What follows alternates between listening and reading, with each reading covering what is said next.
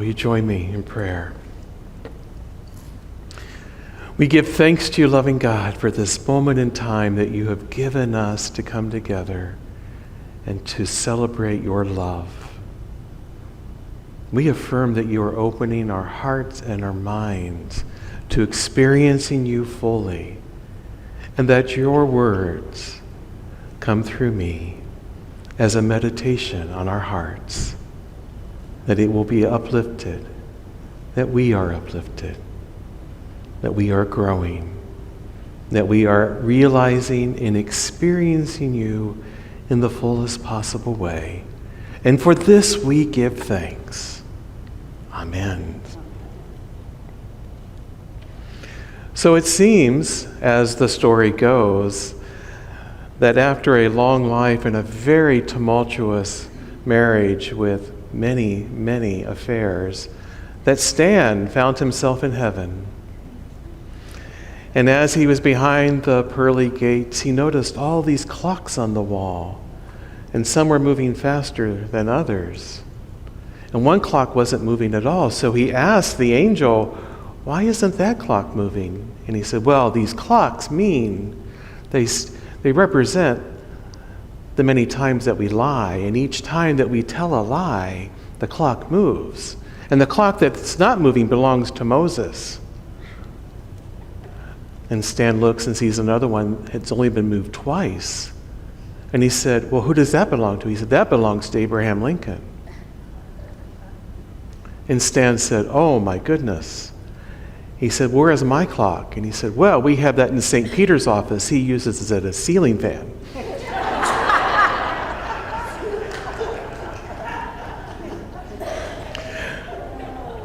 So today's message is Little Lies, Big Truth.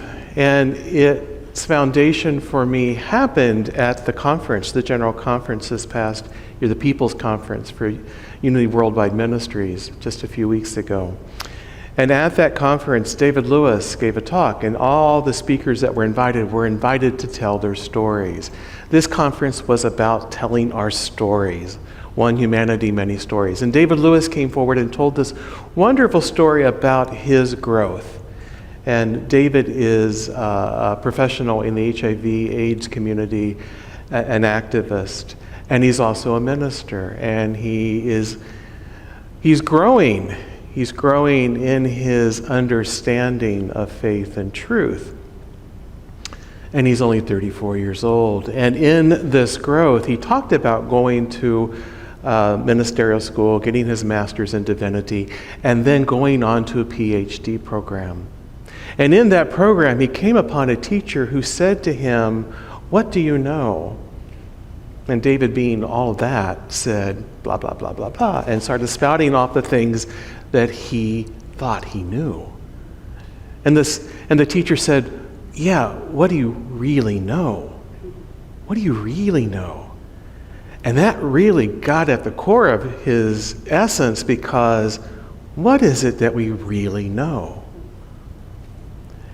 And I remember, this took him into an existential search for what is it I really know. It made him question, what is it that I know in relationship to what do I believe? And I remember in my own life going through a similar existential search when I had a diagnosis that said, "You're probably going to die from this." And I started looking at what my belief system was around dying and about life after death. And in that, I discovered I didn't really know anything. I knew so little. I knew that I loved my family. That could never be taken or shaken from me. And I knew that I loved people around me. But what did I really know about God? What did I really know about life after death? Well, those were all beliefs that I chose. And I realized that I chose them because they brought me comfort. Up until that time, most of all my beliefs came from the learning from other people. People were just surrounding me with all kinds of information. And I took that information and I believed it. My parents gave me information, my church gave me information, and I believed it. It wasn't bad information. It's just that I started understanding how those beliefs came to me. So what is it we know? What do we really know? Well, I believe that there are some beliefs, and I believe that there are lies as well. We have lies in our world. And the three most popular lies is usually the joke, the check is in the mail, I love your hair, and let's do lunch. By the way, Ginger, we really are doing lunch this week. That wasn't just a let's do lunch. And I remember the I love your hair. So this was one of the funniest memories of my life. I was in a restaurant in Dayton, Ohio, 2 tables, and they realized that they knew each other. And the one table said, "Oh, sister, you got your hair cut. Who did your hair?" And she said, "Oh, Kevin from Hair Express. Do you like it?" And she said, "Oh, no, honey, he should be shot." And I realized in that sometimes even the popular lies we can't even go to. But we also have unconscious lies in our life. And we express them directly and indirectly all the time. One of them is, I'm not needed. And I'm too old for this. And the world is changing faster than I can adapt. And these really are the signals that the lies that we put out, that we tell ourselves because life is changing for us. Our life is changing. The circumstances around our life is changing. Our bodies are changing. Our relationship to the outside world is changing. I remember there was a time when we thought the joke was about understanding how to program your VCR. Now that seems so simple, doesn't it? Not that we really learned how to program it, but it was like inconsequential. Now it's like we're just trying to figure out our smartphone, because it seems so much smarter than what we are. And that's the appearance. And the appearance is, I'm not good at something. I'm not there. I'm less than. And then that really sparks even 3 more unconscious lies that we tell ourselves. We tell ourselves that I'm dying, or AKA, also known as, I am suffering. And my ability, I don't have time or patience for fill in the blank. We're saying sometimes my ability to focus isn't what it used to be. And I don't have the resources for it. I need to save my money for the future. I need to save my energy for whatever. We tell ourselves that all the time. And part of that reason is because we, as we age, get comfortable in the things that we do feel comfortable with. And we don't really want to mess with that comfortableness, do we? I really marvel at people as they age when they tackle something that's really big. I had an acquaintance in Honolulu in his late 70s. He was an organist. His entire life, he played organ. In his late 70s, he took on a very difficult piece as a recital piece that he was going to perform for the Honolulu Organ Society. And I really admired that because it took so much practice, so much focus and attention. And I know I would have been much rather watch Judge Judy than do all that practicing. But he decided this was important. And I love that. And sometimes that is what we have to do as well. So this comes to a message that I really want to share with you today. And this comes from Emily Cady. And all these quotes today that I'm using are from Emily Cady. And I'll explain a little bit more about her in a moment, except for the last one. So Emily Cady says, there is only God. All seemingly else is a lie. There is only God. All seemingly else is a lie. Every excuse that we put into the universe, that we express consciously and unconsciously. Everything that we say that is not of God is basically a lie. That's kind of hard to accept sometimes. But let me tell you a little bit about Emily Cady. She was a physician of homeopathy, and she is one of the most revered and respected writers in the Unity Movement, teachers in the Unity Movement. And her first book, Lessons in Truth, I don't know if it was her first, but it is her cornerstone book, has sold, I think they said 1.4 million copies, which is really good for a New Age book, or New Thought book. And it is the language, the thoughts, the teaching, the truth in that is essential, is the cornerstone of the Unity Movement. Now, I look at Emily Cady as being both a traditionalist and a modernist, because she was a scientist and she wanted things proven to her. And from that perspective, she is a scientist. But she also had a traditional viewpoint that God inspires us as well, that inspiration comes from an outside source. And her biographer says, and I love this, she held uncompromisingly to the simple teachings of the Christ and their immense import. She was uncompromising in her thoughts and how she dealt with her thoughts. She lived her convictions. She lived what she believed.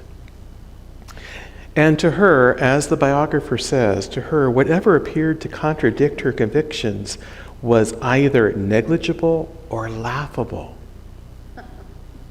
Now, many of the teachers from that era, and actually many of the great teachers today, are uncompromising in their thoughts. They don't allow those thoughts that are unproductive to get in the way. They don't allow the lies to come in. And when the lies do come in, they take action immediately. Emily Cady believed in the omnipresent power of God. God was everywhere present. And anything else other than God was a lie. Now, I wanted to show you a picture of what I think Emily Cady would be if she had a makeover today. I think, I go back to that stern picture, and I think she'd be really relaxed and full of it. She also says, whoever is suffering today from sickness, poverty, failure, any kind of trouble, is believing the lie. And we do that. We all do that. We have moments where we believe the lie because the lie seems so big. It seems so real, doesn't it? I got to tell you, when my shoulder is hurting from whatever is going on, it feels very real that I have a pain in my shoulder. It feels very real that there is another presence there other than God. I've chosen to rebrand it as something else, and I'll talk about that later. But in the moment of the pain is very apparent. And what she's sharing with us here is that when we believe in both the lie, when we believe in both the challenge and God, when we have that belief that there is both in existence, there's a duality that comes about from that. Both and. And what she's saying is, no, there's only God. In the midst of what we're experiencing, there is only God. And she says that when we hold the belief of both disease and God, we're held in bondage. When we believe that they're coexisting with one another, that we're held in bondage. She said she used to believe that God was everywhere in both places simultaneously. And she realized that there was a limitation to that.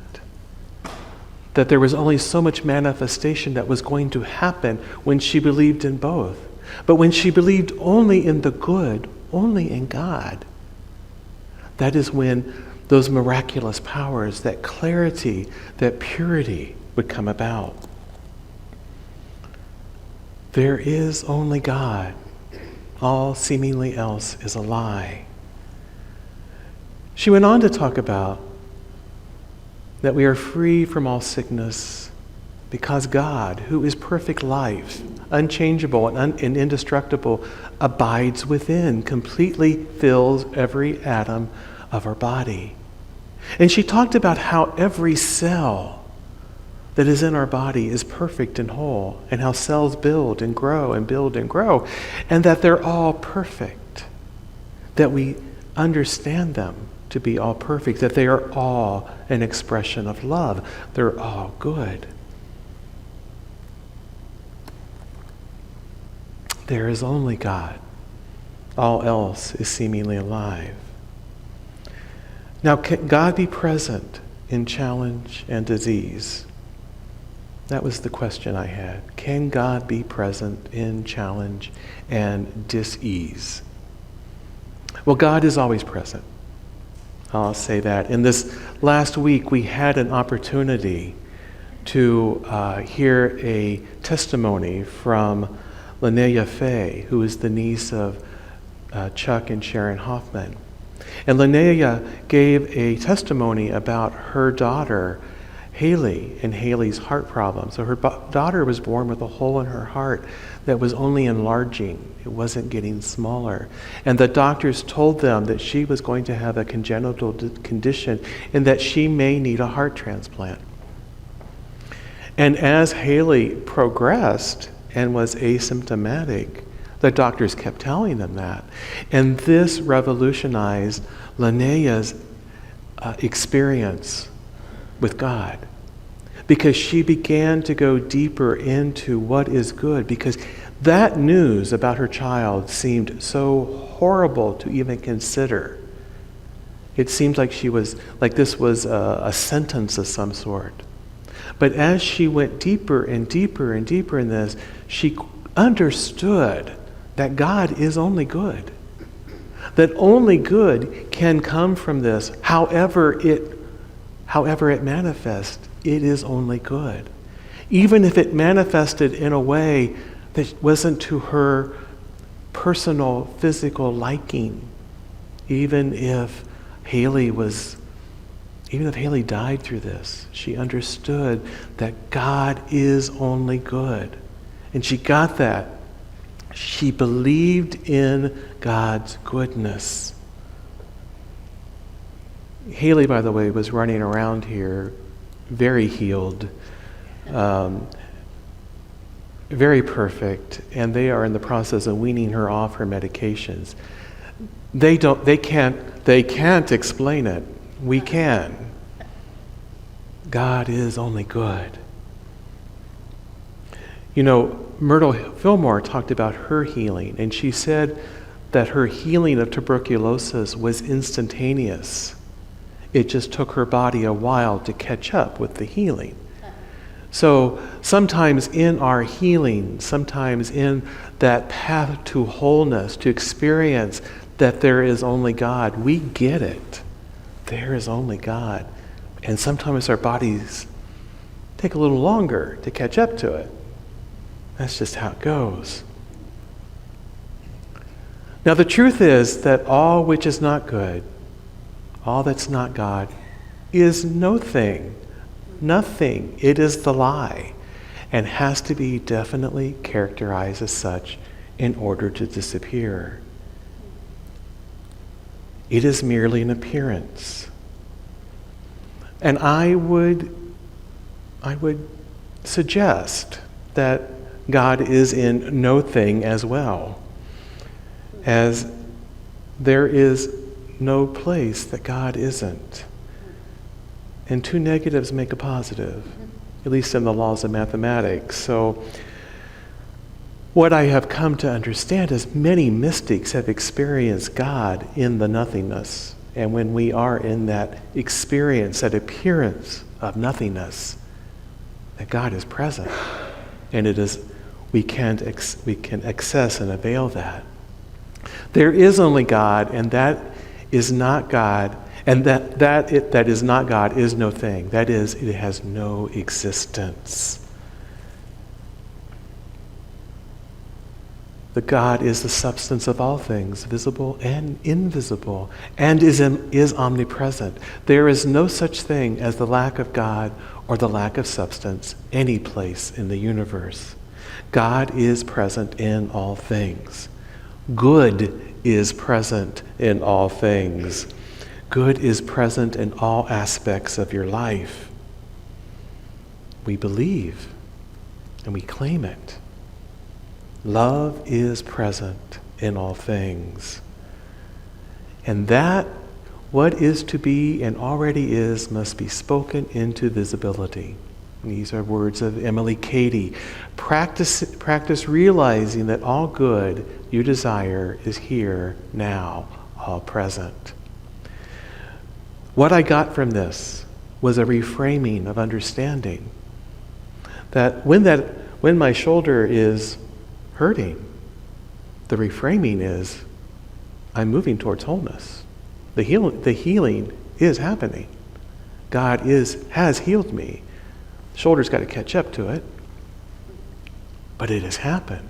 And that when we are going through the challenges in our lives, it's learning to reframe, understand them differently.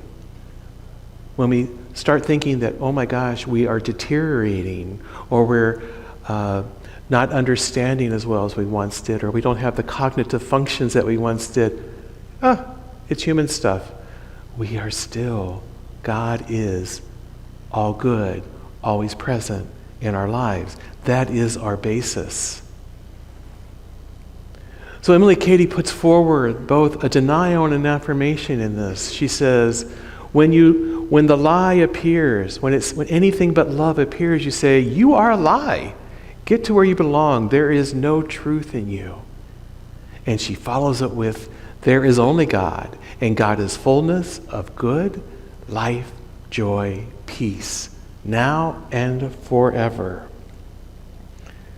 Because God is in us, as us, through us, at all times. Now that's the basic message. Excuse me. That's what happens when you have a cough drop in your mouth. That's the basic message. Now, this is the tip, the extra 50-cent piece that you get for being here. And it came about because as I was exploring about the lies and God's goodness, I thought, there are times that things come up that we are in conversation with people, and people want a response from us. And we don't know quite what to say because we can't say, oh, honey, no, they ought to be shot. We have to think of something else, don't we? Eric Butterworth said, let something good be said. Magnify the little bit of good that you see and emphasize it. Talk about it as something that you should live and grow. Whenever you have something good to say it. And when you have something ill to say something else. And we all remember Thumper's advice. If you don't have anything good to say, don't say nothing at all. So we reframe what we're going to say. And so as occasions arise in your life and people want something from you and you really have to stretch, find the good in it and praise it. Find the good in it and praise it. Dear ones, will you join me in prayer? We thank you, loving Father, for your magnificent good in our lives, for always being present. We thank you for reminding us to turn away from the lies and only look towards the good, towards you. We claim that this is so in the name and the nature of the Christ. Amen. Thank you for joining us, and let's stay connected and grow in spirit. We are on Facebook, Search for Unity Church of El Cajon and follow us and like our posts. You can reach us on YouTube at Unity Church of El Cajon. Please subscribe to our channel, watch our videos, and leave comments which can help us improve. We are on the web at unityofelcajon.org. Email or call our church office to receive our weekly newsletters, which lists all of our activities and opportunities to learn and grow together.